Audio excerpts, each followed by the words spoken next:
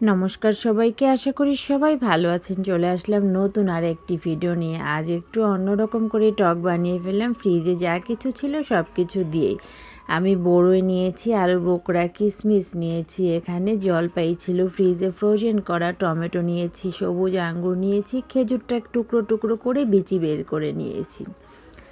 কড়াইয়ে সরিষার তেল দিয়ে দিলাম। তেলটা যখন গরম হয়ে গেল একটু বেশি করে শুকনা মরিচ, পাঁচফোড়ন, তেজপাতার সম্বার দিয়ে দিলাম। তেজপাতার শুকনা মরিচটা যখন পুড়ে গিয়ে খুব সুন্দর একটা গন্ধ আসলো, আমি সবগুলি ফ্রুটস এখানে যেগুলো নিয়েছিলাম, আলু বোখরা, কিশমিশ, বড়ই, টমেটো, আঙ্গুর, সব কিছু আমি হাত দিয়ে খুব ভালো করে মেখে নিলাম আর গরম তেলের মধ্যে দিয়ে দিলাম। এভাবে করে টক বানালে কিন্তু খুব ভালো লাগে খেতে। আমি আগেও অনেকগুলি ভিডিও শেয়ার করেছি টকের, আজকে আরেকটা করলাম। এখানে হলুদ গুঁড়া, মরিচ গুঁড়া পরিমাণ মতো দিয়ে দিলাম, টেস্টিং সল্ট দিয়ে দিলাম। আচারে কিন্তু সাদা লবণের চাইতে টেস্টিং সল্টটা বা বিট লবণ ব্যবহার করলে আচারের টেস্টটা আমার কাছে মনে হয় আরেকটু বেশি ভালো লাগে।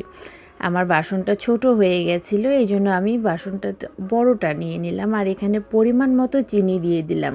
চিনির পরিমাণটা অবশ্যই একটু বেশি দিতে হবে। আমি এখানে 1 কেজির মতো চিনি নিয়েছি। মিষ্টিটা আসলে পছন্দ অনুযায়ী যে যেমন খেতে পছন্দ করে তেমন। চিনিটা দেওয়ার পরে তোমার টক কালারটা এরকম এসেছে আর ঝোল ঝোল হয়ে গেছে। আর যখন মাঝামাঝি পর্যায়ে এসেছে তখন আমি রাঁধুনি পাঁচফোড়নটা সবসময় গুঁড়ো করে রাখি আচারে দেওয়ার জন্য, খুব একটা মিহি করি না, দানা দানা থাকে, এটা দিয়ে দিলাম। আর আচারটা আমি আরও শুকিয়ে নেব। শুকিয়ে নেওয়ার আগে আমি আরেকটু মশলাটা দিয়ে দিলাম আর একটু সাদা লবণ দিয়ে দিলাম। লবণের পরিমাণটা আমার কাছে কম লাগছিল।